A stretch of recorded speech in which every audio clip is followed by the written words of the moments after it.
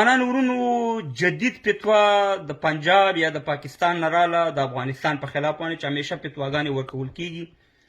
او د بده مرغه په افغانستان کې عملي کیږي، زموږ خلک یې عملي کوي. نو نوې فتوا یې دا ده، دغه مولا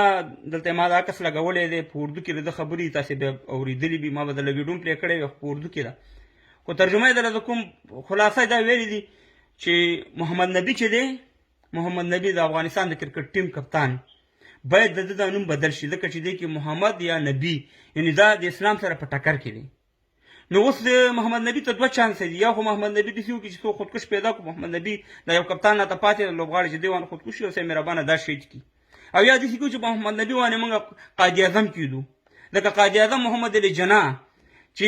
یو کیدانې یو دغه یې نه دی معلوم، د هغه نوم صحیح دی، خو زما د کپتان نوم چې دی هغه محمد نبي چې دی غلط دی. داسې نه چې دا خبرې د ځانه کوم،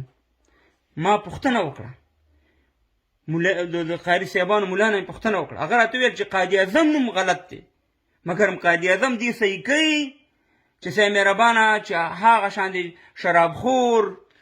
سپو ساتلو والا چې نه چا په مونځ لیدلی نه چا په اودس لیدلی، او زما محمد نبي کرکټر چې هغه په ګراونډ کې مونځ کوي په هغه باندې فتوا ورکوي صاحب مهربانه چې وایي د دې دا نوم غلط دی.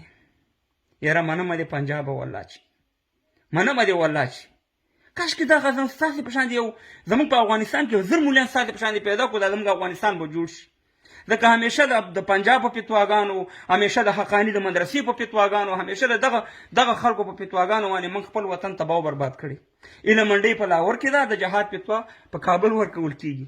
لوسې جنکۍ په پنډۍ کې دي، د جهاد فتوا په کابل کې ورکول کېږي، د حقاني د سمیع الحق د مدرسې مخې ته ټانګونه تېرېږي، مګر جهاد فتوا په افغانستان باندې ورکوي. د کفر قانون په پاکستان کې دی، مګر په ظلمان د جهاد فتوا په افغانستان ورکوي. همداسې سراج الحق او دغه ټول حق دی، خدای پاک تباه او برباد کړي.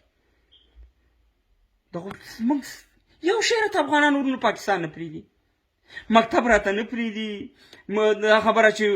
شفاخانه راته نه پرېږدي، کرکټ راته نه پرېږدي، هر شي پورې راغستې ده.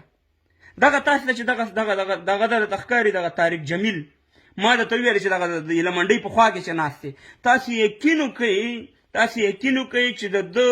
20 کاله زما که دروغ هم دا خبره تاسې رښتیا کولی هم شي، زموږ په ننګرهار په جلال آباد کې د تبلیغي مرکز دی، 20 کاله دې ته انتظار و چې هغه ورته اجازه ورکړي چې هغه خپل فعالیتونه هغه وکړي، مګر اجازه یې ورته 20 کاله ورنه کړه. ورته یې ویل تاسې به دلته راځئ، روڼ ته راځئ دلته صاحب مهربانه، خو پښتون دی چې بستره یې اچولی صاحب مهربانه د دې د منډیو په طرحه ککړۍ لګې او ریوڼ ته ځي. نو دا ریوڼ ولې په پېښور او په جلال آباد کې جوړ شو کفر دی، مګر جلال آباد کې اجازه نه ورکوله، د هغې د خپل سر نه چالکو سره وران دي، همدا طارق جمیل هغې سره وران دي، حالانکې هغې هم اسلامي کارونه کوي، دا هم اسلامي کارونه کوي. خلک دلته راشي موږ ته وایي تاسې د علماو په خلاف باندې خبرې کوئ. نو د دې علماو په خلاف باندې زما خبرې غیر شرعي دي، دا زه دروغ هم که زما یوه خبره دروغ خو تاسې ویوئ. نو الله تعالی دې په افغانانو باندې رحم وکړي، دا د کرکټ ټیم یې وګورئ، د جنکو کرکټ ټیم یې وګوره، او که داسې کار زموږ په افغانستان کې وشو، اول به زموږ د افغانستان مولا راپاڅېږي، بیا به صاحب مهربانه د تورخم نه راوړي، د پنجاب نه به ټوپک رالي، بیا به په افغانستان کې وروره صاحب مهربانه جهاد کوي، مګر په دې پنډۍ کې ورته